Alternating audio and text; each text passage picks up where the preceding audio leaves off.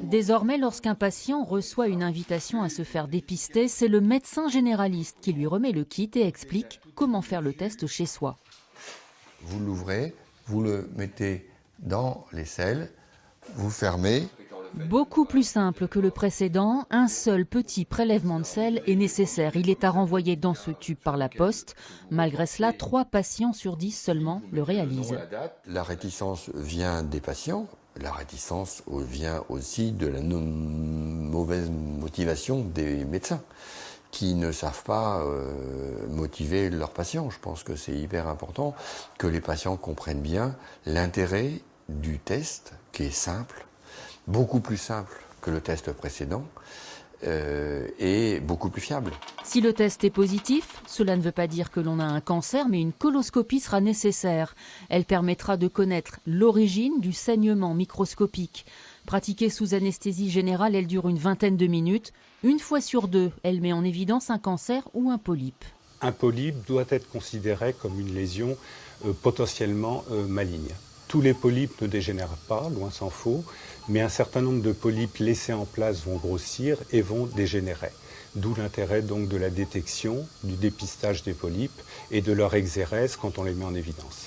Mars bleu, c'est le mois de la mobilisation des associations de dépistage qui rappellent ce message. Aujourd'hui, on ne guérit le cancer du côlon qu'à 60% lorsqu'il est avancé.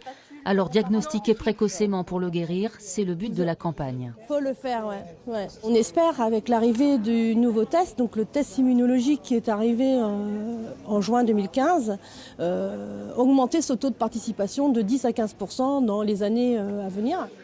Le test est gratuit, il est à faire tous les 2 ans et concerne les patients âgés de 50 à 74 ans. Le dépistage du cancer colorectal, c'est comme le contrôle technique.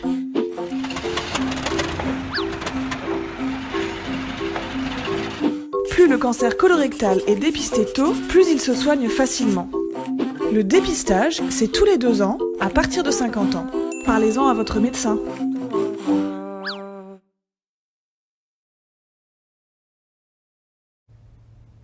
Le cancer colorectal se guérit dans 9 cas sur 10.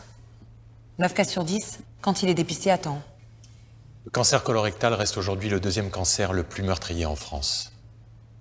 Dépisté à temps, il se guérit dans 9 cas sur 10. Dépisté à temps, il se guérit dans 9 cas sur 10.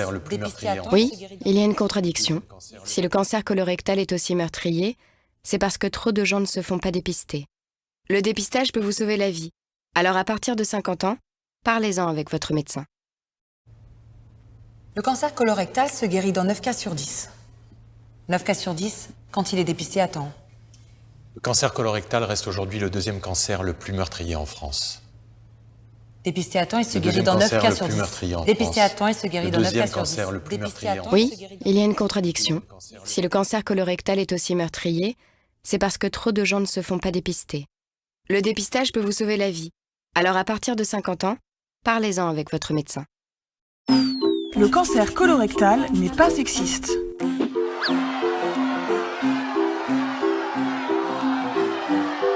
47% des personnes touchées sont des femmes. » Le dépistage, c'est tous les 2 ans, à partir de 50 ans. Parlez-en à votre médecin.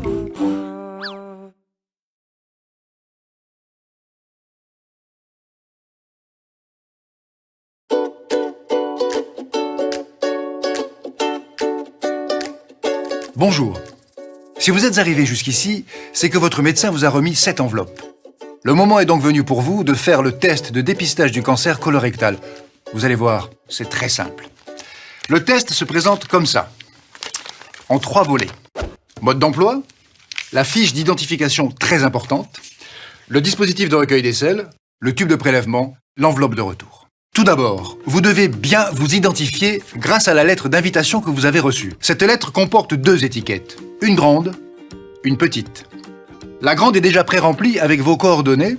Vous devez la coller sur la fiche d'identification en haut à gauche, sans oublier de compléter les informations. La petite étiquette, sur laquelle vous devez absolument noter la date à laquelle vous avez fait le test, vous la collez sur le tube, là où il y a nom et date. Si vous n'avez pas reçu votre lettre d'invitation, ce n'est pas grave.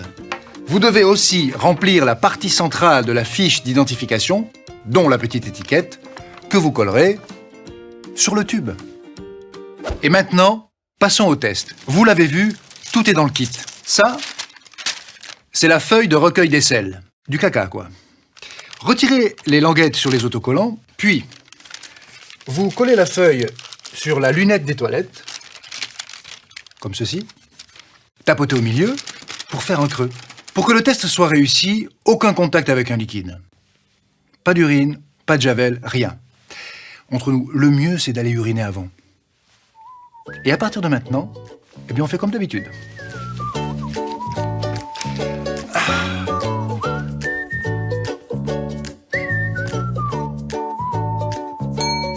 C'est fait. Bon. Alors, on ouvre le tube en dévissant le bouchon comme ceci. L'extrémité de cette tige est estriée. C'est avec ça qu'on fait le prélèvement. Comme ça. Alors évidemment, ce ne sont pas de vrais sels, hein. On gratte à la surface, à plusieurs endroits, jusqu'à ce que la partie striée soit complètement recouverte. Parfait. Ensuite, on remet la tige dans le tube, que l'on referme bien, et on secoue. Le reste, évidemment, dans un sac plastique, direction la poubelle. Voilà. Ensuite, vous mettez le tube dans le sachet de protection, comme ceci. Vous prenez la fiche d'identification bien complétée, et vous glissez le tout dans l'enveloppe T. Pas besoin de timbre, c'est prêt pour l'envoi. Idéalement, il faut poster l'enveloppe le jour du test. Un empêchement, ce n'est pas grave. Postez l'enveloppe le lendemain au plus tard. Un conseil, évitez de la poster un samedi ou la veille d'un jour férié. Maintenant, on attend les résultats. Vous les recevrez dans 15 jours maximum. Je vous l'avais dit, c'est très simple. Et surtout, ça peut vous sauver la vie. Alors je compte sur vous. C'est à votre tour maintenant. Plus d'informations au 0805 123 124 auprès de la structure en charge du dépistage dans votre département ou sur e-cancer.fr.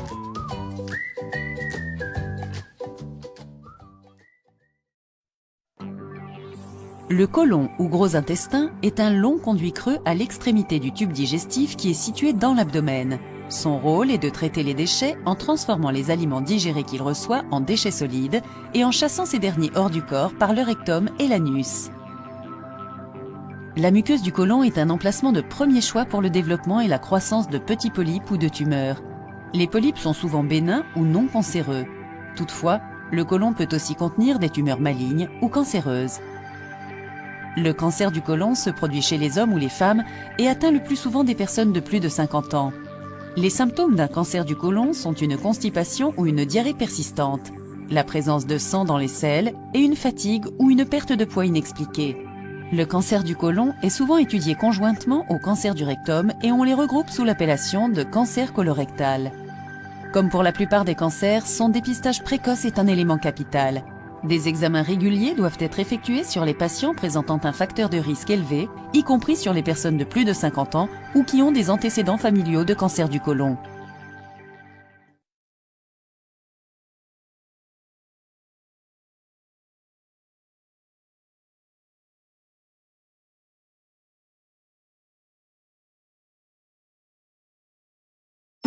Le dépistage du cancer colorectal, c'est pas si compliqué que ça. Bah oui, tu fais ça chez toi. C'est rapide et indolore, mais pas inodore. Le test est un prélèvement fécal à effectuer à domicile. Le dépistage, c'est tous les 2 ans à partir de 50 ans. Parlez-en à votre médecin.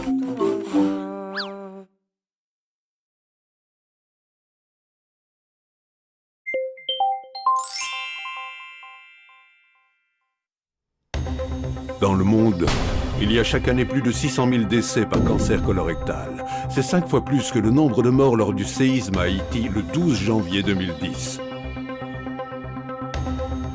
En Europe, il y a chaque année près de 150 000 décès par cancer colorectal. C'est 10 fois plus que le nombre de morts lors du tsunami du 11 mars 2011 au Japon. En Belgique, il y a chaque année plus de 3000 décès par cancer colorectal.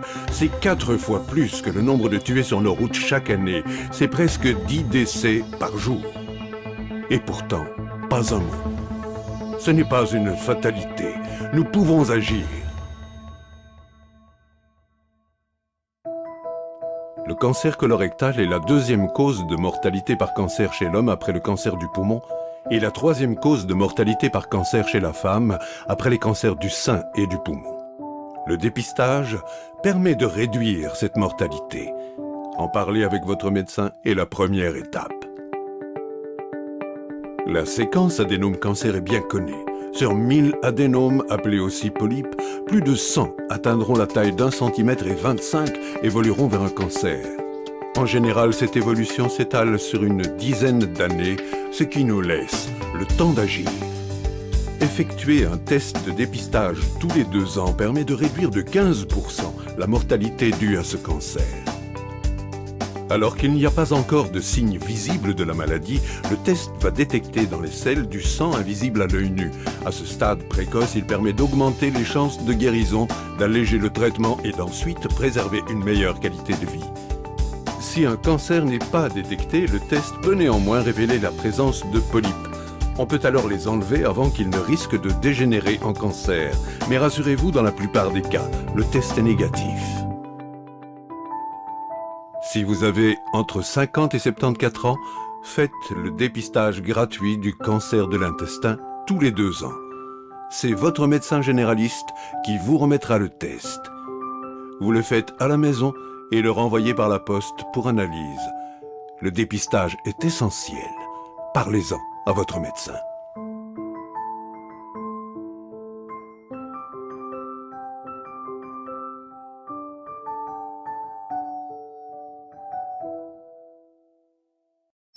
Le dépistage du cancer colorectal, c'est pas si compliqué que ça. Bah oui, tu fais ça chez toi. C'est rapide et indolore, mais pas inodore. Le test est un prélèvement fécal à effectuer à domicile. Le dépistage, c'est tous les 2 ans à partir de 50 ans. Parlez-en à votre médecin.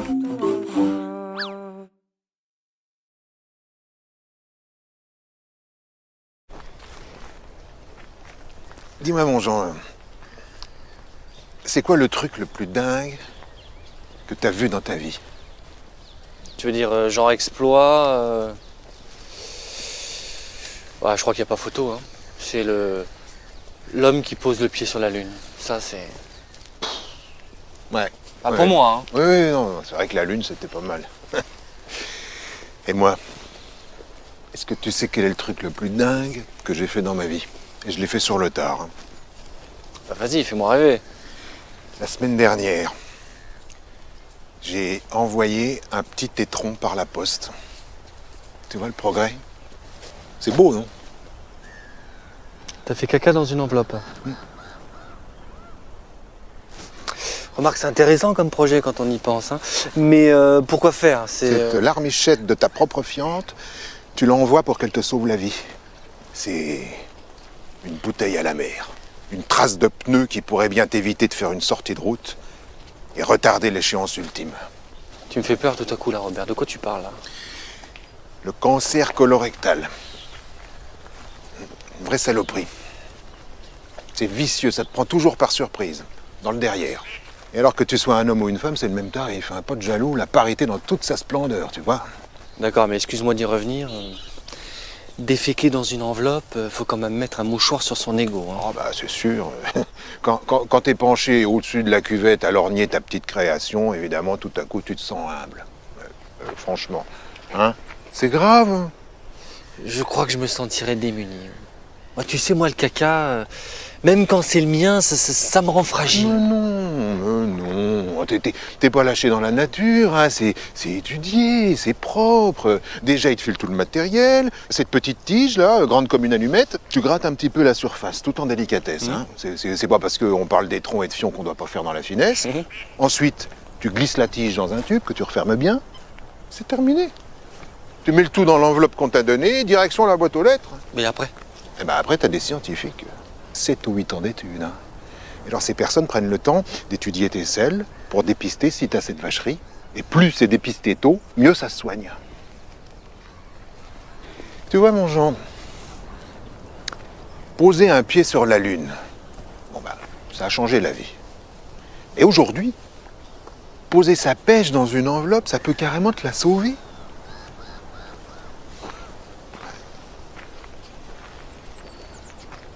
Et donc, t'as fait caca dans une enveloppe.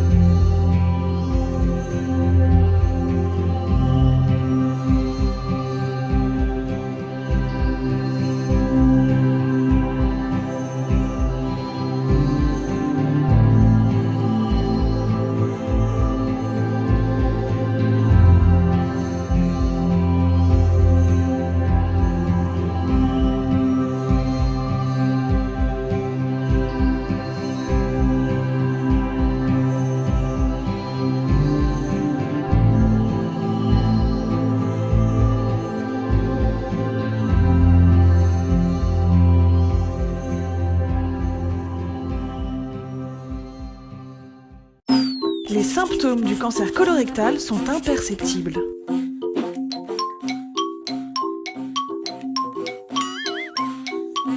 Le dépistage, c'est tous les 2 ans, à partir de 50 ans. Parlez-en à votre médecin.